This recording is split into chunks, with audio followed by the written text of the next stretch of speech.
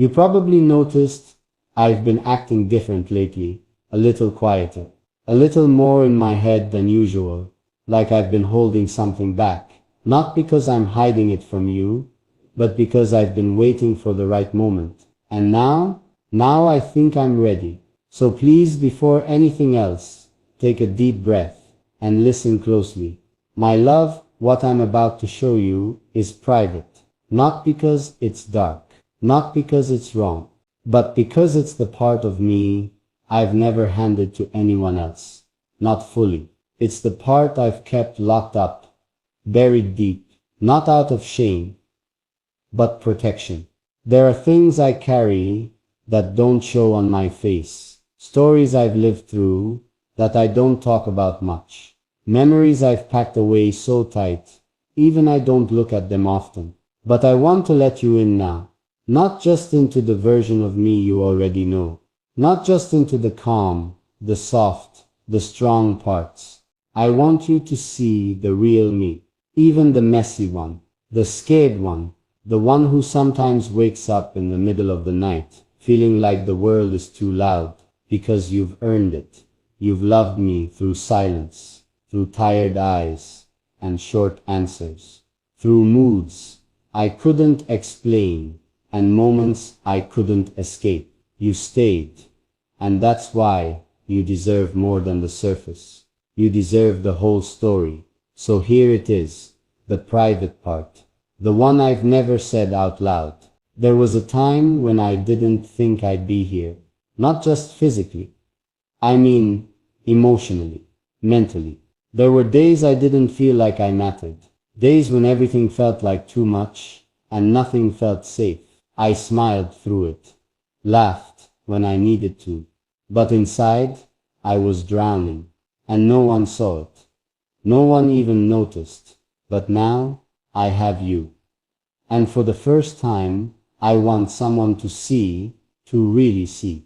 Because love, real love, isn't just about sharing the good days. It's about showing someone the broken pieces, and trusting they won't run from the sharp edges. So if I seem nervous right now, it's because I am. It's not easy, handing over something so fragile, but I'd rather give it to you, with all the risk, than keep it hidden, and never let you know what you mean to me. This is private. But you're worth opening up for. I sat down last night with every intention to sleep, but my thoughts wouldn't stop. I kept hearing your voice in my head, not loud, just soft and steady. The way you always speak when you're trying to calm me down. The way you say things like, you don't have to go through this alone, or just tell me what's going on, even if it's messy. And I wanted to, I really did. But some things, they don't come out easily, not because they're too painful, but because once you say them, you can't take them back. They become real, exposed, vulnerable, and vulnerability. That's where it gets hard, because I've been taught to be strong, to keep things moving, to not show when something is hurting because it'll pass, or others have it worse. So, I got good at it, good at smiling when I was breaking, good at joking when I needed to cry, good at pretending everything was fine when my world was crashing inside. But you never fell for the act. You'd look at me with those quiet, steady eyes and say, you don't have to pretend with me. And those words, they scared me. Because what happens when someone really sees you? Not just the version you show the world, but the one who's been through too much and still hasn't found the words for all of it. But last night, I opened the drawer I always avoid, the one filled with pieces of a life I've tried to forget. Photos, old notes, a few hospital wristbands. A letter I once wrote to myself and never had the courage to read again until now. And when I opened it, my chest tightened, because I remember the person who wrote that letter. They were tired, lonely, barely holding on. They didn't believe love was for them, didn't think anyone would ever want to stay. once they saw the cracks beneath the smile. But here you are, you saw the cracks, and instead of walking away, you ran your fingers over them gently. Not to fix me, but to understand. You never tried to make me feel guilty for being guarded. You never made me feel like I had to be anyone else to earn your affection.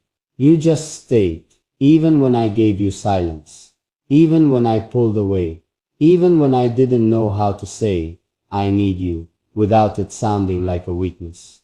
So now, I'm trying to open the drawer in my heart that's always been locked. Trying to let you read the parts of me that still tremble in the dark.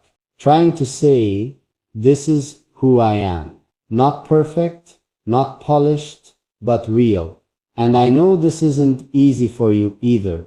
I know loving someone like me, someone who's been through storms they don't always talk about, can feel like walking through a maze with no map. But I see the way you stay patient, the way you don't ask for more than I can give, the way you let me come to you when I'm ready, not when you're tired of waiting. That's why I'm here now, opening up this part, because for the first time, I'm not scared of being seen, not when it's you looking at me. So my love, what I'm about to show you is private, but it's yours now. Not because you demanded it, but because you earned it. Do you remember that day when you asked me, what's something you've never told anyone? I laughed it off, said something light, like a childhood memory or a silly habit, something safe. You smiled, didn't push, just nodded like you already knew. The real answer was sitting in silence behind my eyes. You always do that. Read the things I don't say, and that's what scared me the most in the beginning.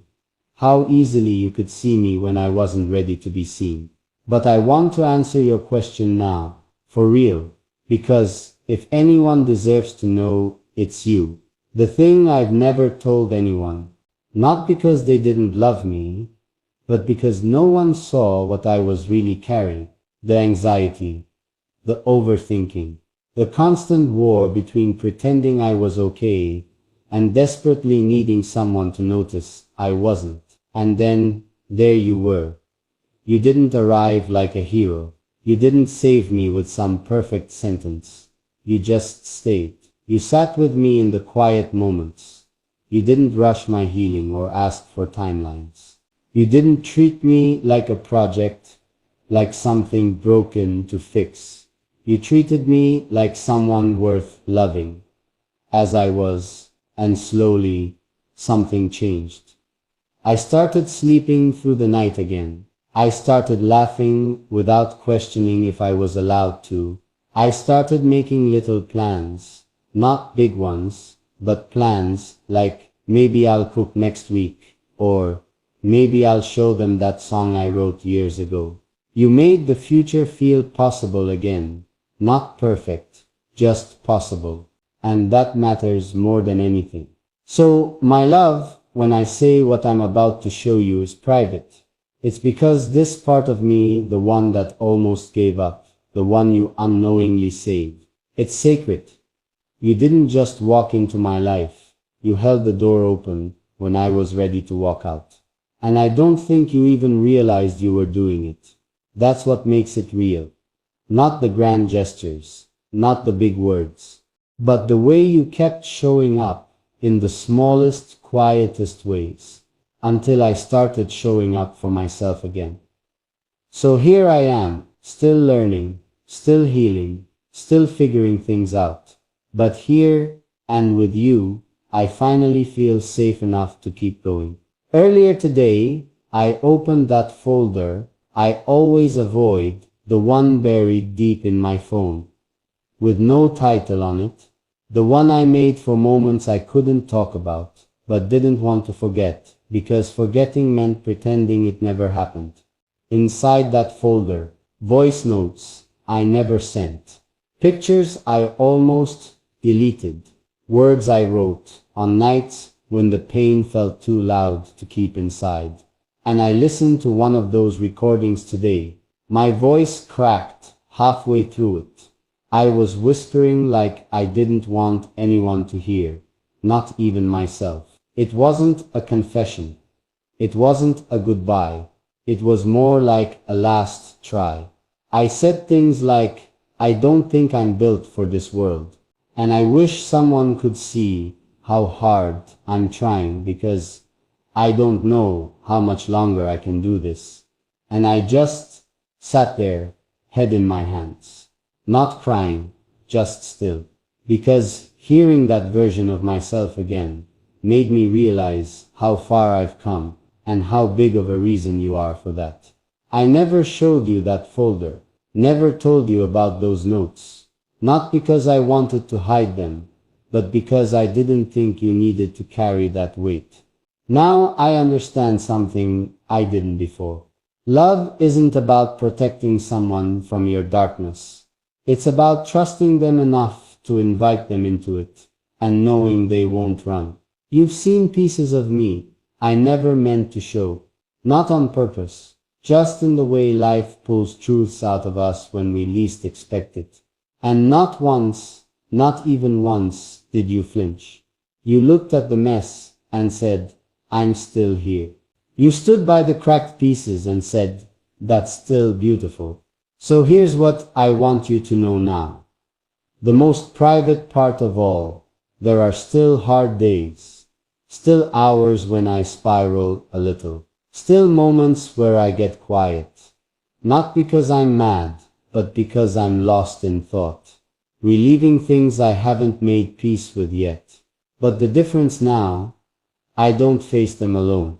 Even when you're not physically beside me, I carry the sound of your voice, the way you say it's okay.